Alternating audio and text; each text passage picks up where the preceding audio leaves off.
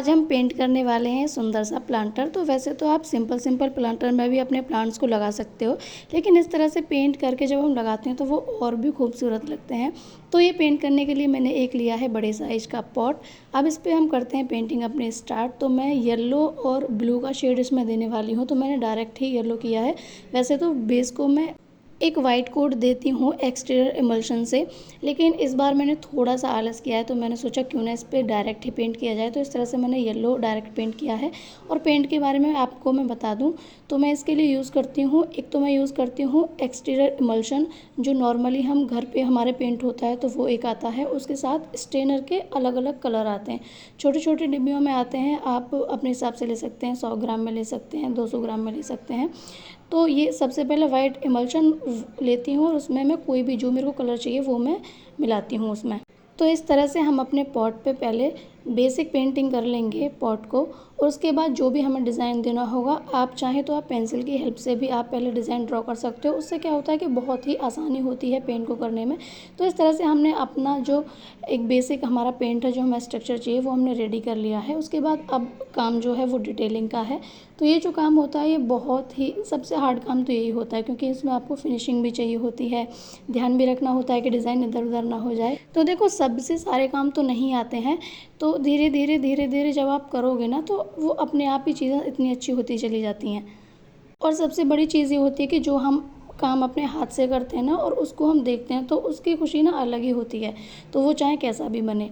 तो इस तरह से मैं डिटेलिंग इस पे दे रही हूँ। तो ये आइज़ हैं इसकी, जिस पे मैंने ग्रे शेड किया है, और ग्रे के बाद मिड में हम करेंगे वाइट, और वाइट के बाद बिल्कुल जो सेंटर है उसमें हम करेंगे ब्लैक, जैसे आँखों का पूरा जो शेप लगे कि हाँ ये आइज़ हैं। तो मुझे तो एक्चुअल में ये काम लगता भी नहीं है, मेरे को ना इतना सुकून मिलता है कि आप ना अगर मेरे से ये बोल दो कि आपको पूरे दिन ये काम करना है तो मैं पूरे दिन ये काम करती रहूँगी। मेरे को खाना मत दो, मेरे को कुछ मत दो, तो मेरा ये पैशन आप मान सकते हो। तो पेंटिंग करते वक्त एक बात का खास ख्याल रखें कि जब भी जैसे आपने सबसे पहले बेस पेंट किया है तो बेस को पहले अच्छे से सूख जाने दीजिए। उसे जितना भी टाइम लगता है उसे आप टाइम दो, बहुत जल्दबाजी करने की ज़रूरत नहीं है। अगर आप जल्दबाजी करोगे तो आपकी जो डिज़ाइन है वो बहुत ही ख़राब होगी।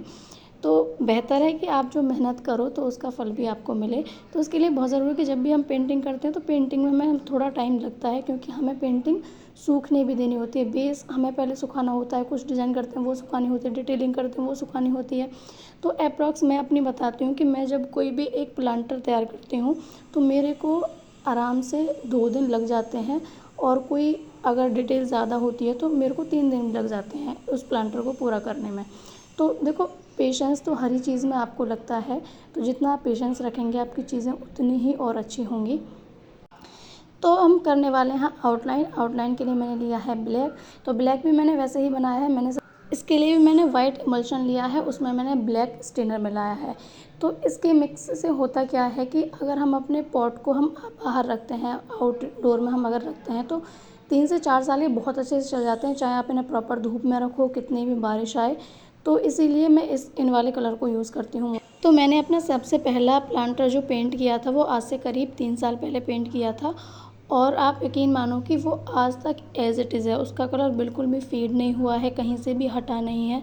और इन पेंट की एक अच्छी बात मेरे को ये भी लगती है, बहुत कॉस्टली होती भी नहीं है। आपका एक स्टैंडर्ड बहुत सारे प्लांटर पे पेंटिंग कर देगा। उसके साथ साथ जो एक इमल्शन का डब्बा आता है वो 1 लीटर का आता है, वो भी आपके बहुत सारे गमलों के लिए यूज़ होता है। तो ऐसा नहीं है कि आपको एक बार इन्वेस्ट करना है तो एक बार में वो सारा ख़त्म हो जाएगा। आप अगर एक बार इन्वेस्ट करोगे तो बार बार उसे रीयूज़ कर सकते हो उन चीज़ों को। तो इस तरह से मैंने अपना ये प्लांटर देखो इस तरह से मैंने रेडी कर लिया है। ये हम इनकी आँखों की अब डिटेलिंग कर रहे हैं। तो डिटेलिंग थोड़ा सा सावधानी से हमें करनी होती है ताकि वो बहुत और भी अच्छा लगे, बहुत प्यारा हमें दिखे। तो अगर आपको ये वाला मेरा प्लांटर पसंद आता है तो आप ये वाले डिज़ाइन भी ट्राई कर सकते हो। उसके अलावा मेरे इसी चैनल पे बहुत सारी पॉट पेंटिंग की वीडियोस और भी हैं, तो आप उन्हें भी ट्राई कर सकते हो, या फिर आप अपने हिसाब से और कोई डिज़ाइन और कोई शेड आप अपने हिसाब से भी कर सकते हो, जो भी आपको अच्छा लगे। तो इस तरह से छोटी छोटी डिटेलिंग है जो हम पूरा करेंगे। तो तो इस तरह से छोटी छोटी डिटेलिंग है जिनको हम पूरा करेंगे। देखो, अगर आपको अपनी चीज़ें यूनिक रखनी है तो थोड़ी सी एक्स्ट्रा मेहनत तो आपको करनी पड़ेगी, क्योंकि सिंपल सिंपल तो सभी लोग कर रहे हैं। तो मैं कोशिश करती हूँ कि भले ही मेरे को टाइम थोड़ा ज़्यादा लग जाए, लेकिन मैं अपनी चीज़ें उतनी रखूँ कि अगर मैं भी देखूँ तो मेरे को भी अच्छा लगे और कोई दूसरा भी देखे तो उसको भी अच्छा लगे। तो ये मेरा DIY प्लांटर तैयार हो चुका है। तो आपको ये कैसी लगी वीडियो कमेंट करके ज़रूर बताइएगा। अगर आपको इस तरह की और भी वीडियो चाहिए और भी डिज़ाइन चाहिए तो वो भी कमेंट में ज़रूर बताइएगा। मैं जल्दी से जल्दी आपके साथ और भी बहुत सारी वीडियो शेयर करने वाली हूँ।